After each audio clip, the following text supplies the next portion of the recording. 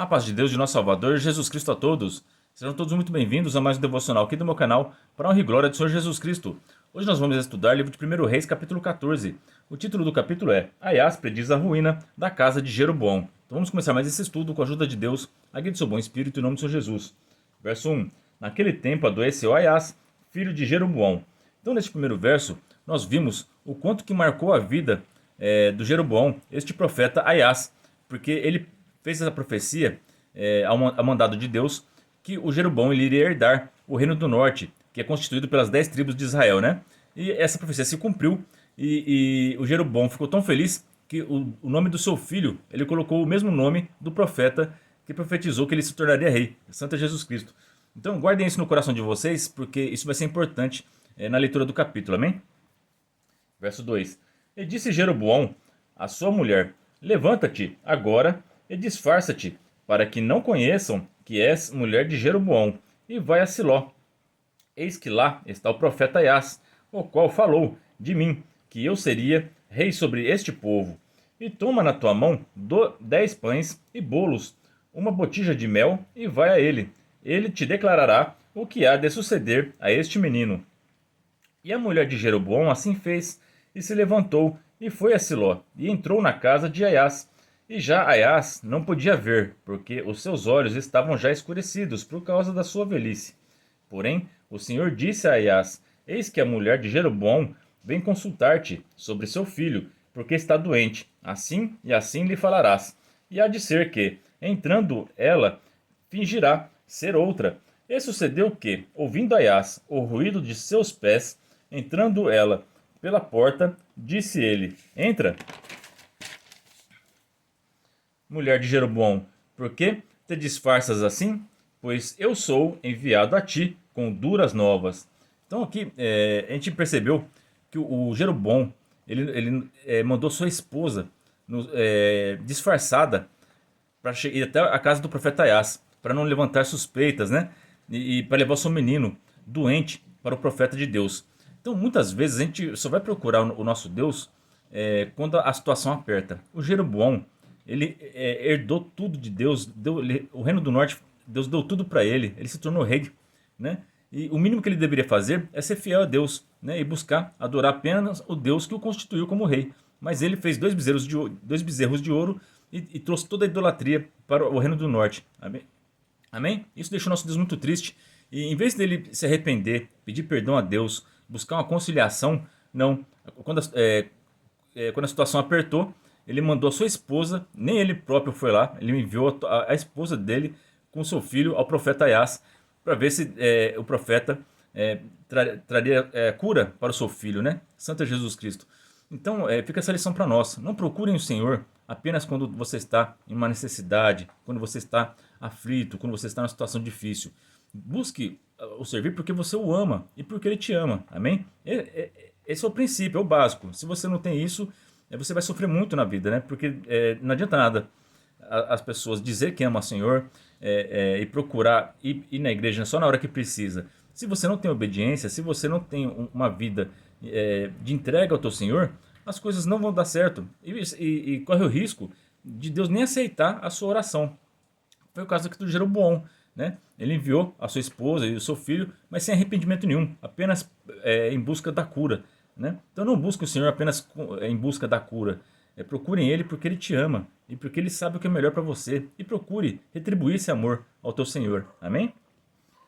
Então aqui ela chegou e o profeta já foi avisado por Deus. Ele não podia enxergar, mas Deus já falou para ele que ela estava indo disfarçada. E já Deus falou tudo o que ele tinha que falar para ela, né? Ele já falou que seriam duras novas, né? Então imagina você chegar nessa situação e buscar uma resposta de Deus e você receber duras novas, né? Então é bom você ter uma vida certa, correta com teu Deus, para que você escute boas novas, né? Para que você seja um bem-aventurado, né? Nosso Senhor Jesus Cristo deixou as bem-aventuranças lá para nós, né? Para a gente seguir. Então leia lá o Evangelho, as bem-aventuranças, vamos procurar seguir aquilo lá, para você ser um bem-aventurado, para você ouvir as boas novas, para você receber bênçãos e não maldições, que nem vai ser o caso aqui do Jeroboão, né? Verso 7. Vai, diz a Jeroboão: Assim diz o Senhor Deus de Israel: Porquanto te levantarei do meio do povo e te pus por chefe sobre o meu povo de Israel. E rasguei o reino da casa de Davi, e a ti tu dei, e tu não foste como o meu servo Davi, que guardou os meus mandamentos, e que andou após mim com todo o seu coração, para fazer somente o que parecia reto aos meus olhos.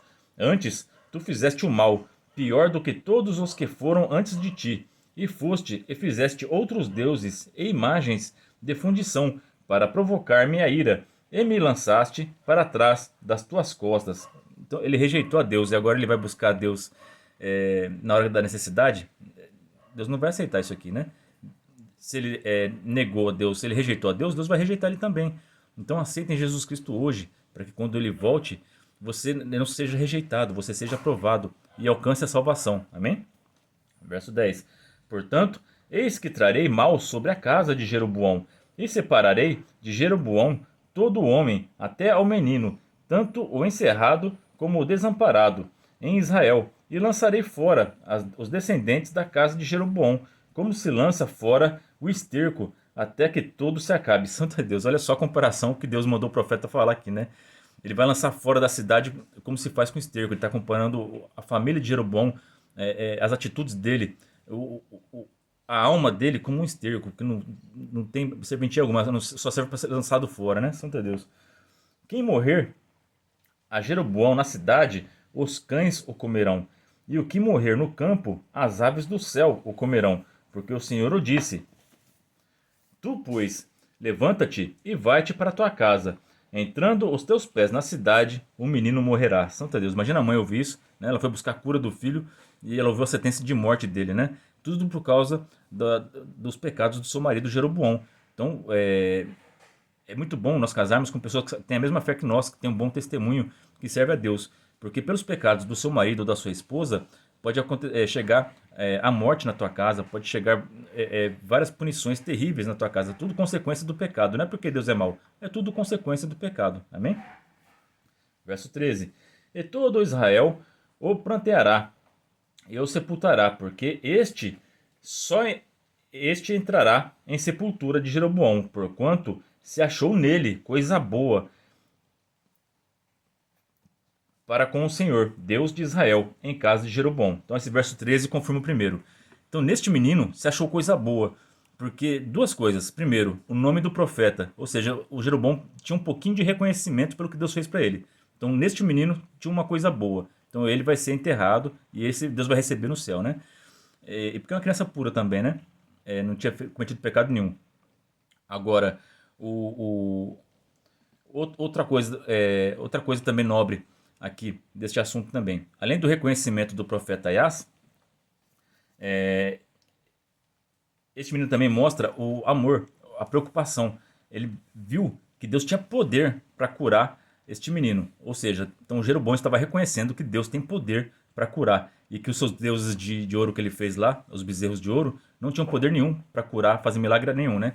Então essas coisas Deus se agradou neste menino, né? O nome do profeta Aias, reconhecimento, e o reconhecimento que Deus, somente Deus é poderoso para curar, né?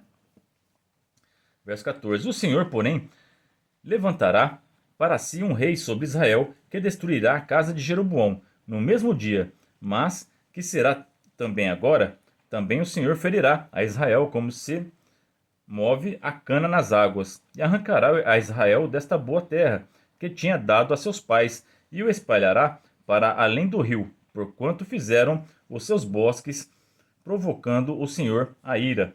E entregará Israel por causa dos pecados de Jeroboão, o qual pecou e fez pecar a Israel. Olha só a importância de vocês elegerem um líder de uma nação, um líder de uma igreja. Se o líder pecar, toda a igreja sofre, todo o país sofre, toda a nação sofre. Então vamos eleger, colocar pessoas liderança, cargo de liderança com sabedoria, amém? Coloque pessoas que temam o Senhor, tá bom? Então a mulher de Jeroboão se levantou e foi, e veio a Tinzá. Chegando ela ao limiar da porta, morreu o menino. Cumpriu a palavra, né? E o sepultaram a todo Israel, o pranteou, conforme a palavra do Senhor, o qual dissera pelo ministério de seu servo Aias, o profeta. Então, quer confirmar se o ministério é verdadeiro? Se o que ele pregar no púlpito acontecer, é porque veio de Deus, amém? Então aqui o Aias foi profeta de Deus, pregou, aconteceu, mostrando que realmente Deus estava com ele, né? Quanto ao mais dos sucessos de Jeroboão, como, como guerreou e como reinou, eis que está escrito no livro das crônicas dos reis de Israel. E foram os dias de Jeroboão, reinou 22 anos e dormiu com seus pais. E Nadab, seu filho, reinou em seu lugar. Então aqui estava falando do reino do norte, né? O triste fim do Jeroboão, né? Morreu em pecado, né? Morreu sem um enterro digno, né? Apenas o seu filho foi enterrado, foi pranteado e alcançou a salvação no céu, né? Agora já toda a casa de Jeroboão, a cidade vai ser invadida, vai ser destruída, vai ser saqueada e toda a nação de Israel, do reino do norte, vai sofrer. Agora aqui, no capítulo, vai falar agora da parte do reino do sul, do filho do rei Salomão, o rei Rebuão, tá? Aqui, ó, verso 21. E Rebuão, filho de Salomão, reinava em Judá, de 41 anos de idade, era Rebuão quando começou a reinar. E 17 anos reinou em Jerusalém, na cidade que o Senhor elegera todas as tribos de Israel para pôr ali o seu nome, e era o nome de sua mãe, Naamá, Amonita. E fez Judá o que parecia mal aos olhos do Senhor, e o provocaram o zelo, mais do que todos os seus pais fizeram, com os seus pecados que cometeram. Então, tanto o reino do norte como o reino do sul pecaram muito e deixaram Deus muito triste, né? O reino do norte a gente já viu as consequências, né? E agora a gente vai ver o reino do sul que vai acontecer. Porque também eles edificaram altos e estátuas e imagens do bosque, sobre todo o alto outeiro e debaixo de toda árvore verde. Então aqui, subir no monte para orar ao nosso Deus, ok, tem vários exemplos bíblicos disso, né? Mas aqui eles subiam nos montes, nos outeiros, nos lugares altos, para adorar imagens de escultura, para adorar ídolos, né? Deuses pagãos, né? E outra coisa também, eles adoravam debaixo de árvores. Então toma cuidado com esse costume do Natal, que é uma data que é uma data pagã, tá? Quem acha que é uma data cristã não é, tá bom? A Igreja Católica pegou uma data pagã e cristianizou, né? Pegou um dia, que é do dia do Deus Sol, né? E colocou como nascimento de Cristo. E nesse dia do Deus Sol, eles faziam esses sacrifícios, igual está escrito aqui, debaixo de uma árvore. Por isso que tem esse costume de colocar os presentes debaixo de uma árvore. Então, se você é cristão, não comemore o Natal desta maneira, tá? Se você quer comemorar o nascimento de Cristo, glória a Deus, pode comemorar. Mas esse costume da árvore de colocar presentes é pagão, como a Bíblia está ensinando aqui, tá bom? Deus não gosta disso, tá? Isso aqui foi a ruína do Reino do Sul. Havia também rapazes escandalosos na terra. Fizeram conforme a todas as abominações das nações que o Senhor tinha expulsado de diante dos filhos de Israel. Esses rapazes escandalosos aqui, né, você compara, pode ser tanto rapazes que fazem algazarra, bagunça, que vão nas baladas, faz coisas terríveis, né? E usam droga, crime. Então, pode ser dessa maneira também, mas também pode ser comportamento também homoafetivo, né? Rapazes escandalosos que têm relações ilícitas, né? Então, tudo isso aqui trouxe pecado para o reino de Judá, tá? 25. E sucedeu, pois, que no quinto ano do rei Rebuão, Sisaque, rei do Egito, subiu contra Jerusalém. Começou a pecar, começa a vir a luta, né? Começa a vir os adversários, né? Deu brecha para o inimigo e o inimigo ataca, porque já não tem mais a proteção divina.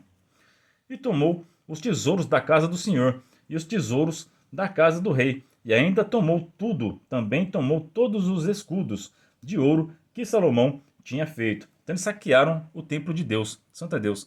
Então, tem muita gente que pergunta onde está a Arca da Aliança. Ó, aqui já pode ser um dos paradeiros. A gente já viu que a Arca da Aliança foi roubada pelos filisteus, mas depois retornou.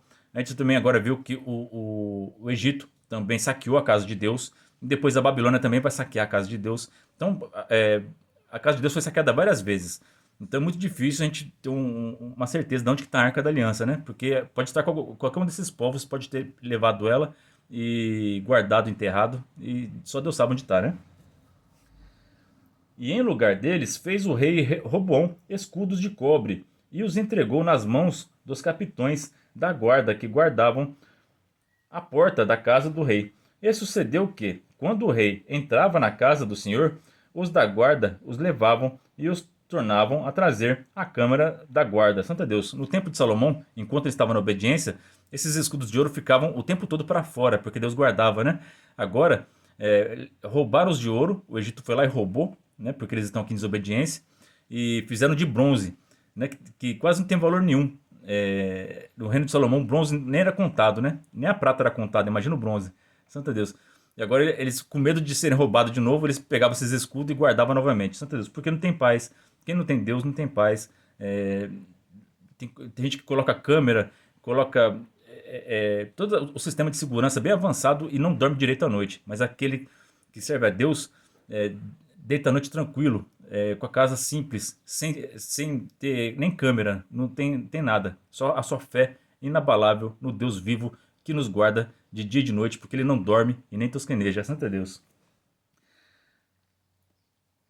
Quanto ao mais dos sucessos de Reboão e a tudo quanto fez, porventura não está escrito no livro das crônicas dos reis de Judá? A gente vai estudar depois o livro das crônicas e vai ter, a gente vai voltar a ouvir falar desses nomes aqui, do Reboão, do Jeroboão, né? E desses reis aqui de Israel. E houve guerra entre Reboão e Jeroboão todos os seus dias. E Reboão dormiu com seus pais e foi sepultado com seus pais na cidade de Davi, e era o nome da sua mãe, Naamá, amonita, e Abirão, seu filho, reinou em seu lugar. Santo é Deus. Então esse é o estudo de hoje. Então não busquem o Senhor apenas na hora da necessidade, tenham obediência e amem o teu Senhor, porque Ele te ama, né? E não façam esses pecados de idolatria, tá bom? Porque nosso Deus não gosta, a gente viu que foi a ruína do reino do norte e do reino do sul. Essa é a palavra para nós hoje. Que Deus abençoe a vida de todos vocês. Ora a Deus por mim e pela minha família. E que Deus seja sempre hoje eternamente louvado. No nome de Jesus, que vive e reina para sempre. Amém.